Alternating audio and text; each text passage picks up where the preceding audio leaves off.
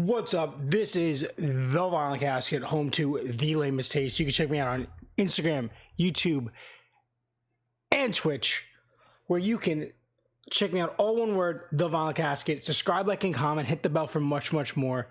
Camera is a little too zoomed. Oh, and what's that? And then go up a little bit. Let's give me. Oh no, down a little bit. Yeah. That should be it. Boom. A little bit more room. No. Sorry guys, you're dealing with me going up and down. Alright. That's fine. Let's do this. Am I crooked? I'm crooked. Fuck.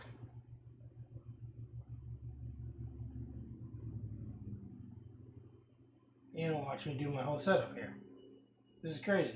Alright. Welcome to the Violent Home to Lamest Taste. You did the whole spiel. This is a special episode of Rewind Reviews. And yeah, I'm too high up. Original problem solved. Okay.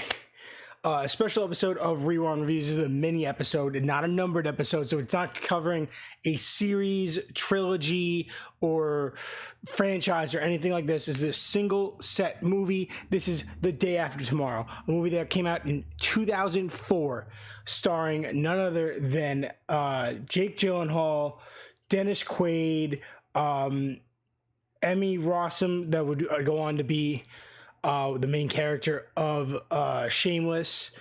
Whole great cast of characters here, actors and actresses. If you don't know what the Rewind Reviews is, it's normally when I take an overview of a series, franchise, trilogy, the whole thing. I sit down, I watch the whole thing, and then I sit down and break it down and do an overview.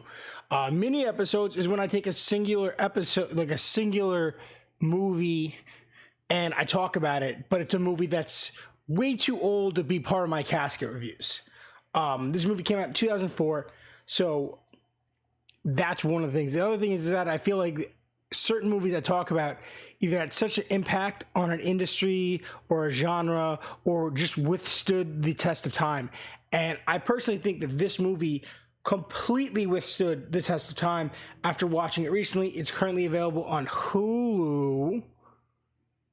Yes, it's currently available on Hulu, and it's incredible. This movie, I love this movie, and it's still, I haven't watched it in at least 10 years, and it completely blew me away.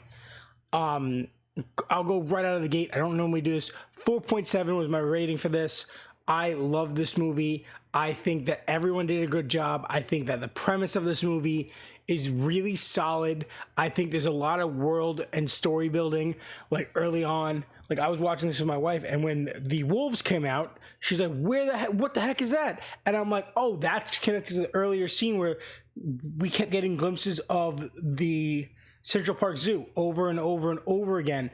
Like, they kept going back, and the last time we see them, they go to check on the animals, and the wolves got out. And they're like, oh, the wolves got out. And then hour later in the movie, we see the wolves. So that was complete, like, foreboding and setting up and whole bunch of stuff that I really enjoyed that you normally, I feel like you don't get stuff like that anymore. Like, things just happen and they're explained later.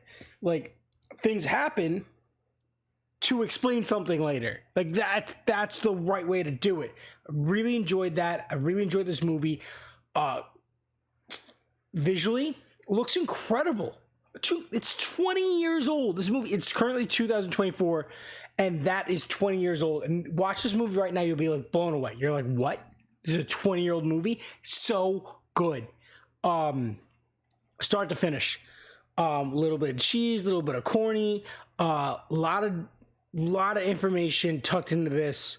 Definitely probably didn't do as well when it came out as it should have because of its political lean on climate change, but it is a scary concept. It's a scary movie. It's done really well. Overviewing this as, 20 years later, being that I probably watched this, first time I watched this was probably 2009, 2008, when I was, on my own, just randomly on like FX or something. I really enjoyed this. even more than I remember enjoying it. Love Jake Gyllenhaal as a whole.